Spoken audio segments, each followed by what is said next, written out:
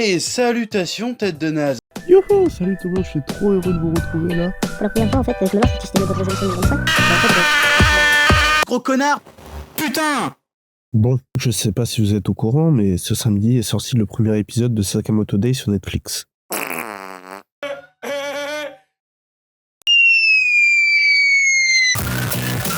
L'animé était extrêmement attendu, donc forcément on s'attendait à de la qualité. Et c'est là qu'entre en jeu l'avis des internautes. Comme pour tout animé, on a un camp qui trouve que c'est vraiment trop bien. Il va agir. Mais justement là. Attends, pourquoi il y a des gardes devant la pièce? Parce qu'ils sont là, ils ont capté. Mais c'est l'alliance. C'est trop tard. C'est trop tard.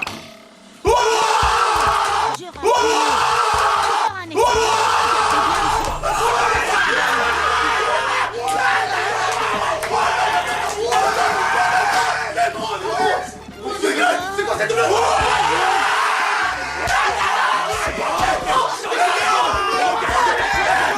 Un autre camp qui trouve que c'est vraiment très mid, et un autre camp qui trouve que c'est nul quoi. Et cette fois-ci, curieusement, c'est le camp qui trouve ça très mid qui est majoritaire. Et j'avoue que même moi, je fais partie de ce camp-là. Dans cette vidéo-là, je vais essayer de vous expliquer pourquoi. Pour vraiment comprendre pourquoi je pense ça, il faut absolument se remettre dans le contexte. Sakamoto Days est prépublié dans le Weekly Shonen Jump, qui est le magazine de prépublication le plus lu de tous les temps. C'est celui où est prépublié One Piece, où a été prépublié Dragon Ball et Naruto, ou pour les plus récents, Jujutsu Kaisen et Demon Slayer par exemple. Sakamoto Days a été classé sur la moyenne de l'année 3,27e. Il est presque deuxième ex-aequo avec Blue Box, un autre animé qui marche vraiment très bien et qui sort actuellement. Donc je vais pas vous faire un dessin, Sakamoto Days c'est un manga qui cartonne au Japon et puis même à l'étranger, comme en France, où c'est un manga qui marche vraiment très bien. Et même si Sakamoto Days ne s'est pas propulsé dans le top 10 cette année des mangas les plus vendus, je pense que ça saurait tarder et que ça va arriver en 2025, puisque même Blue Lock avec une saison de merde, allez on peut dire mythe si on veut être gentil, il s'était propulsé dans le top 10, voire même dans une très bonne place il me semble, avec ce genre de saison-là. Donc Sakamoto Days qui est vraiment quand même au-dessus, il devrait vraiment bien se sortir cette année et avoir enfin la reconnaissance qu'il mérite. Alors là on est en droit de se demander qu'est-ce qui cloche avec cet animé et surtout pourquoi j'en fais une vidéo comme ça méchante et où je donne vraiment un avis définitif dès l'épisode 1. Alors déjà je vais pas parler de l'histoire parce que c'est l'histoire du manga, donc ce serait pas pertinent d'en parler. À la limite, je pourrais parler du rythme, mais je vais juste vous dire que franchement le rythme est bien géré. L'épisode 1 il est plutôt passé vite, je trouve, donc c'est que le rythme il est bon. Et c'est pour ça que je peux faire cette vidéo juste après l'épisode 1 en fait. Les problèmes que j'ai avec cet animé, ce sont des problèmes qui sont inhérents au fait que ce soit un animé. Des problèmes d'adaptation à la limite, mais les problèmes ne proviennent pas de l'histoire, donc ce sont des problèmes qui persisteront tant qu'ils ne changeront pas les problèmes que je donne. Et étant donné que la moitié de l'animé est probablement déjà produit, ce sont des problèmes qui ne changeront pas. Alors j'ai deux problèmes principaux avec cet animé, donc juste l'épisode 1, mais comme je l'ai dit, ça va rester. Donc le premier, il est totalement graphique, c'est que c'est de la poudre aux yeux animée, point. Alors dans quel sens je dis ça? Je dis ça dans le sens où on a des scènes de Sakuga pour les moments d'action hyper stylés, c'est cool. Ça fait qu'à la fin de l'épisode, tu trouves que franchement t'as vu des trucs hyper stylés, que Sakamoto Days c'est un animé hyper beau. Et pour tout le reste, toutes les scènes lambda, toutes les scènes un peu tranche de vie qui est la base de l'histoire en fait de l'animé, et on a des dessins qui sont vraiment mid. En termes d'animation, dans ces moments-là, il y en a pas vraiment et c'est pas très grave. Mais pour les dessins, il y a des gros problèmes de proportion, c'est vraiment pas très beau. Et pour moi, c'est inacceptable pour un animé de ce niveau-là, qui adapte une histoire aussi populaire que celle-là et d'un niveau vraiment plutôt élevé. Et en sortant de l'épisode, je pense qu'il y a beaucoup de spectateurs qui se sont dit c'était super beau, mais à la fois j'ai trouvé des trucs hyper moches et je sais pas pourquoi.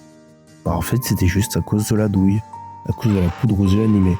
Ils savaient qu'ils n'arriveraient pas à maintenir un niveau de dessin très élevé pendant toute la saison et pendant l'entièreté des épisodes, donc ils se sont dit on va baisser la qualité des dessins, mais on va leur donner du Sakuga, du beau Sakuga, comme ça ils vont se dire mais graphiquement franchement Sakamoto Days ça tabasse. Alors que non, ça tabasse vraiment pas grand chose en fait. Et je pense pas qu'il faille normaliser ce genre de choses, donc je préfère en parler maintenant pour que ça devienne pas une norme. Alors c'est pas comme si j'avais un poids ou quoi, mais c'est juste que je pense que si on commence à en parler le plus tôt possible, on arrêtera de faire ce genre de choses. Et par exemple on a Blue Lock aussi qui a voulu faire un truc un peu similaire, mais en utilisant la stratégie opposée, c'est-à-dire qu'eux ils se sont dit bah, on a déjà des beaux dessins, on va juste les décalquer du manga en fait, parce qu'il est trop fort le mec. Et par contre, bah, on va rien animer parce qu'on est vraiment nul, sauf à certains moments.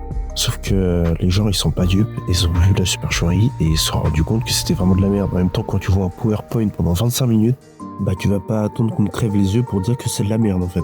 Et le deuxième problème en fait, c'est celui qui vient compléter le premier. Une adaptation, ça doit apporter quelque chose au matériel de base, on est d'accord. Mais là, ça apporte quoi? La plupart des animés, ils apportent quand même une plus-value dans le sens où les musiques te permettent d'être plus dans l'ambiance, le dessin est plus beau, vu qu'il a été retouché, il y a eu plus de temps avec les couleurs, etc., les ombres. L'animation est belle, donc ça rapporte quelque chose. Enfin bref, ça apporte une plus-value. Mais là, honnêtement, les seuls points positifs, hormis les moments de Sakuga là, et bah c'est l'histoire. Et l'histoire c'est vraiment juste le manga. Donc honnêtement, il n'y a aucune plus-value apportée par l'animé, donc aucun intérêt à regarder l'animé plutôt que le manga. C'est ça pour moi le plus grave avec cet animé, c'est qu'en fait, il ne sert à rien. Un peu comme celui de Tokyo Revenger qui était sorti, il ne sert à rien. Le matériel de base est vraiment beaucoup trop au-dessus du matériel produit par l'animé. C'est pas nul, mais ça ne sert à rien par rapport au matériel de base en fait. Et donc c'est pour ça que je dis que c'est mid en fait. Tout n'est pas à jeter, l'ambiance est plutôt bonne, comme j'ai dit le rythme est bon, et puis les moments de Sakuga sont plutôt stylés. Mais en tant qu'adaptation, c'est pas une dinguerie. Si c'était un animé qui sortait comme ça en mode histoire originale, il n'y aurait pas de problème. Mais là franchement, je vous conseille vraiment de vous intéresser au manga qui est vraiment super. Et graphiquement, bah, c'est vraiment une petite dinguerie. Même si certains pourraient vous sortir des planches, des moments lambda où l'auteur ne s'est pas surpassé, et c'est le style qui veut ça en fait. Le manga, c'est un manga comédie, donc forcément il y a des moments où il dessine volontairement de manière un petit peu plus décontractée.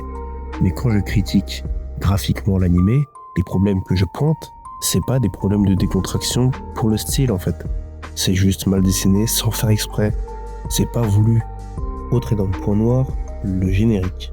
Honnêtement, il est éclaté. Je suis désolé. Quand j'ai vu que c'était Vendy, je me suis dit que ça allait être giga cool. Et au final, non. La douche froide. Cet animé, franchement, il m'a déçu du début à la fin. Donc déjà, je pensais que c'était un 5 ou un 5,5. Mais là, il passe sous la moyenne, le poteau. Je suis désolé. Avec un opening de merde comme ça, il peut pas espérer plus. C'était trop important l'opening. Je suis désolé. En tout cas, c'est la fin de la vidéo. J'espère que ça vous aura plu aux 2-3 personnes qui vont regarder. Et puis, à plus.